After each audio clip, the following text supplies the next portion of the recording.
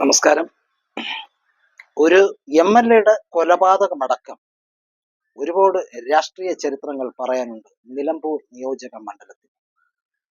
1965 മുതലുള്ള ചില രാഷ്ട്രീയ ചരിത്രങ്ങളാണ് ഞാൻ ഈ വീഡിയോയിലൂടെ നിങ്ങളുമായി പങ്കുവയ്ക്കുന്നത്. പട്ടികജാതി മണ്ഡലമായ മഞ്ചേരി വേർപെടുത്തിക്കൊണ്ട് 1965 രൂപം കൊണ്ട മണ്ഡലമാണ് നിലമ്പൂർ നിയോജക മണ്ഡലം. 1965 ആദ്യ തെരഞ്ഞെടുപ്പിൽ വിജയിച്ചത് സഖാവ് കരിക്കാടൻ കുഞ്ഞാലി എന്ന കെ കുഞ്ഞാലിയാണ്. സഖാവ് കുഞ്ഞാലി അന്ന് പരാജയപ്പെടുത്തിയത് കോൺഗ്രസിന്റെ കരുത്തനായ നേതാവായിരുന്ന ശ്രീ ആര്യാടൻ മുഹമ്മദിനെ. 1965 നടന്ന ആ തെരഞ്ഞെടുപ്പിൽ നിയമസഭയിൽ ഒരു കക്ഷിക്കും ഭൂരിപക്ഷം ഇല്ലാതിരുന്നതിനാൽ അന്നത്തെ കേരള ഗവർണർ വി ഗിരിയുടെ ശുപാർശ പ്രകാരം അന്ന് ഉപരാഷ്ട്രപതിയായിരുന്ന ഡോക്ടർ സക്കീർ ഹുസൈൻ ആ നിയമസഭ പിരിച്ചു. അതിനുശേഷം 1967 നടന്ന തെരഞ്ഞെടുപ്പിൽ സഖാവ് കുഞ്ഞാലി തന്നെ വീണ്ടും ആര്യാടൻ മുഹമ്മദിനെ തോൽപ്പിച്ചു. അത് കഴിഞ്ഞ് 2 വർഷം കഴിഞ്ഞ്, അതായത് 1969 കേരള രാഷ്ട്രീയത്തെ ഞെട്ടിച്ച ഒരു സംഭവം അവിടെ ഉണ്ടായത്. കേരളത്തിൽ ആദ്യമായി ഒരു MLA രാഷ്ട്രീയ എതിരാളികളുടെ വെടിയേറ്റ് മരിക്കുന്നു. അന്ന് വെടിയേറ്റ് മരിച്ചത് മറ്റാരുമല്ല, നിലമ്പൂർ MLA ആയിരുന്ന സഖാവ് കെ കുഞ്ഞാലിയായിരുന്നു. ഈ കേസിൽ ഒന്നാം പ്രതിയായി വന്നത് സഖാവ് കുഞ്ഞാലിയുടെ തന്നെ രാഷ്ട്രീയ എതിരാളിയായിരുന്ന ശ്രീ ആര്യാടൻ മുഹമ്മദ് ആയിരുന്നു. കുഞ്ഞാലി വധക്കേസിൽ ആര്യാടൻ മുഹമ്മദിനെ കോടതി വെറുതെ വിട്ടു. ഈ സംഭവം നടന്ന് 50 വർഷങ്ങൾക്ക് ശേഷം, അതായത് 2020 ആര്യാടൻ മുഹമ്മദ് തന്നെ ഒരു അഭിമുഖത്തിൽ പറയുകയുണ്ടായി, അദ്ദേഹം വെളിപ്പെടുത്തുകയുണ്ടായി, ഒരു പാർട്ടി അനുഭാവിയായിരുന്ന ഗോപാലൻ എന്ന് പറയുന്ന ഒരാളാണ് ഈ വെടിവെച്ചതെന്ന്. അത് 50 വർഷത്തിന് ശേഷമാണ് അദ്ദേഹം പറഞ്ഞത്. കുഞ്ഞാലി വധക്കേസിൽ ആര്യാടൻ മുഹമ്മദിനെ വെറുതെ വിട്ടുവെങ്കിലും ആര്യാടൻ മുഹമ്മദിന്റെ മരണം വരെയും സഖാവ് കുഞ്ഞാലിയുടെ മരണത്തിന്റെ പഴി അദ്ദേഹത്തിന് കേൾക്കേണ്ടി വന്നു. കുഞ്ഞാലിയുടെ മരണത്തെ തുടർന്നും നടന്ന നിലമ്പൂർ ഉപതെരഞ്ഞെടുപ്പിൽ കോൺഗ്രസിന്റെ MP ഗംഗാധരൻ CPM-ലെ അബൂബക്കറിനെ തോൽപ്പിച്ചുകൊണ്ട് ആദ്യത്തെ കോൺഗ്രസ് MLA ആയി മാറി. ഒന്നോർക്കണം, കുഞ്ഞാലി വധക്കേസ് നടന്നതിന് ശേഷം നടന്ന തെരഞ്ഞെടുപ്പിൽ അവിടെ വിജയിച്ചത് കോൺഗ്രസ് സ്ഥാനാർത്ഥിയാണ്. 4ാം കേരള നിയമസഭയിലെ 1970 തെരഞ്ഞെടുപ്പിൽ കോൺഗ്രസിന്റെ MP ഗംഗാധരൻ തന്നെ CPM-ലെ PV കുഞ്ഞിക്കണ്ണൻ തോൽപ്പിച്ചുകൊണ്ട് വീണ്ടും MLA ആയി മാറി. 1977 തെരഞ്ഞെടുപ്പിൽ കോൺഗ്രസിന്റെ ആര്യാടൻ മുഹമ്മദ് CPM-ന്റെ സെയ്താലിക്കുട്ടിയെ തോൽപ്പിച്ചുകൊണ്ട് ആദ്യമായി കേരള നിയമസഭയിലെത്തി. 1980 ആര്യാടൻ മുഹമ്മദ് നിയമസഭയിലേക്ക് മത്സരിച്ചില്ല. 1980 തന്നെ നടന്ന ലോക്സഭാ തെരഞ്ഞെടുപ്പിൽ ശ്രീ ആര്യാടൻ മുഹമ്മദ് ഇടതുപക്ഷ ജനാധിപത്യ മുന്നണിക്ക് വേണ്ടി കോൺഗ്രസ് ടിക്കറ്റിൽ നിന്നും പൊന്നാനിയിൽ നിന്നും മുസ്ലിം ലീഗിന്റെ GM ബനാത്ത് ബാലയ്ക്കെതിരെ മത്സരിച്ചു. പക്ഷേ ആ തെരഞ്ഞെടുപ്പിൽ ആര്യാടൻ മുഹമ്മദ് തോറ്റു.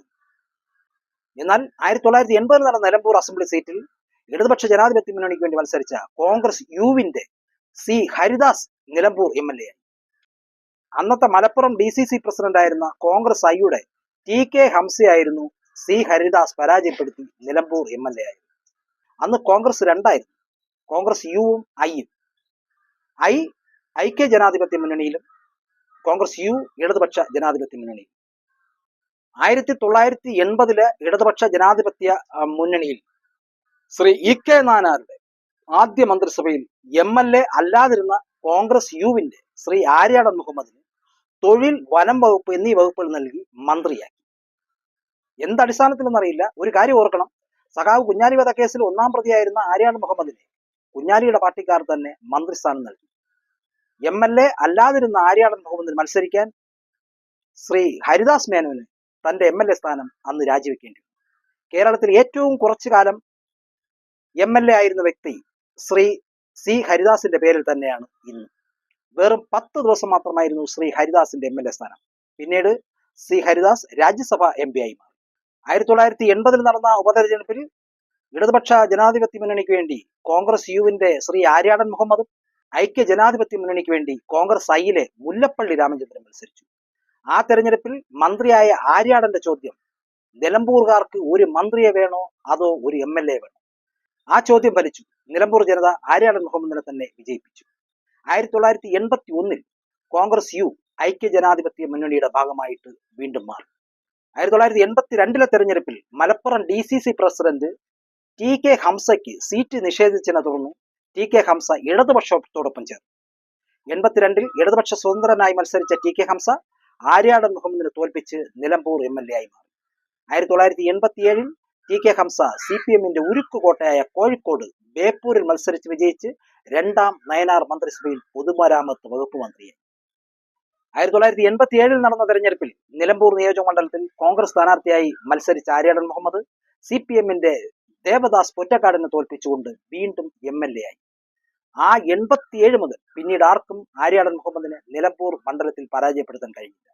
ഇതിനിടയിൽ ഇടതുപക്ഷം റഹ്മാൻ മാസ്റ്റർ, തോമസ് മാത്യു, അൻവർ മാസ്റ്റർ, ശ്രീരാമകൃഷ്ണൻ തുടങ്ങിയവരെ പോലുള്ള മികച്ച സ്ഥാനാർത്ഥികളെ മത്സര രംഗത്ത് ഇറക്കിയിട്ടും ആര്യാടൻ മുഹമ്മദിനെ തോൽപ്പിക്കാൻ കഴിഞ്ഞില്ല. ഇതിനിടയിൽ ആര്യാടൻ മുഹമ്മദ് 1995 രണ്ടാം ആന്റണി മന്ത്രിസഭയിൽ തൊഴിൽ ടൂറിസം വകുപ്പ് മന്ത്രിയായും 2004 ഒന്നാം ഉമ്മൻചാണ്ടി മന്ത്രിസഭയിൽ വൈദ്യുത മന്ത്രിയായും രണ്ടാം ഉമ്മൻചാണ്ടി മന്ത്രിസഭയിൽ വീണ്ടും വൈദ്യുത മന്ത്രിയായും സേവനമനുഷ്ഠിച്ചു. 2016 14 കേരള നിയമസഭാ തെരഞ്ഞെടുപ്പിൽ UDF ആര്യാടൻ മുഹമ്മദിന്റെ പുത്രനും നിലമ്പൂർ മുനിസിപ്പൽ ചെയർമാനുമായിരുന്ന ആര്യാടൻ ഷൗക്കത്തിനെ രംഗത്തിറക്കി. LDF ആകട്ടെ വ്യവസായിയും 2011 ഏറനാട് നിയോജക മണ്ഡലത്തിൽ ഇടതുപക്ഷ പിന്തുണയോടെ മത്സരിച്ച PV അൻവറിനെ സ്ഥാനാർത്ഥിയാക്കി. വിജയം അൻവറിനായിരുന്നു.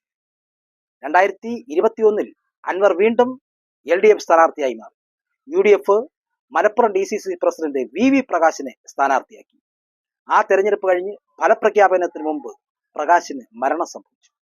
അൻവറിന്റെ ഭൂരിപക്ഷം കുറയ്ക്കാൻ കഴിഞ്ഞെങ്കിലും പ്രകാശിന് വിജയിക്കാൻ കഴിഞ്ഞില്ല. ഈ അടുത്ത കാലത്ത് ഇടതുപക്ഷവുമായുള്ള അഭിപ്രായ വ്യത്യാസത്തിൽ അൻവർ രാജിവെച്ചു. ഇതായിപ്പോൾ 2025 നിലമ്പൂർ മണ്ഡലത്തിൽ വീണ്ടും ഒരു ഉപതെരഞ്ഞെടുപ്പ് നടക്കുകയാണ്. ഇടതുപക്ഷ ജനാധിപത്യ മുന്നണി അതായത് CPM തൃപ്പൂണിത്തുറ മുൻ MLAയും സംസ്ഥാന സെക്രട്ടേറിയറ്റ് അംഗവുമായ നിലമ്പൂരുകാരനായ M സുരാജിനെ രംഗത്തിറക്കിയപ്പോൾ UDF വീണ്ടും ആര്യാടൻ ഷൗക്കത്തിനെ മത്സരരംഗത്ത് ഇറങ്ങിയിരിക്കുകയാണ്. BJPക്ക് വേണ്ടി അഡ്വക്കേറ്റ് മോഹൻ ജോർജും മുൻ MLA PV അൻവർ സ്വതന്ത്ര സ്ഥാനാർത്ഥിയായും ഈ തെരഞ്ഞെടുപ്പിൽ മത്സരിക്കുന്നു. മൊത്തം 10 സ്ഥാനാർത്ഥികളാണ് മത്സര രംഗത്തുള്ളത്. ഈ തെരഞ്ഞെടുപ്പിൽ 23-ാം തീയതിയാണ് ഫലപ്രഖ്യാപനം ഉണ്ടാകുക. നിലമ്പൂരിന്റെ പുതിയ MLA ആരാണെന്നറിയാൻ ജൂൺ 23 വരെ നമുക്ക് കാത്തിരിക്കാം. നിർത്തുന്നു. പുതിയ തിരഞ്ഞെടുപ്പ് വാർത്തകൾക്കായി ചാനൽ സബ്സ്ക്രൈബ് ചെയ്യുക. നന്ദി, നമസ്കാരം.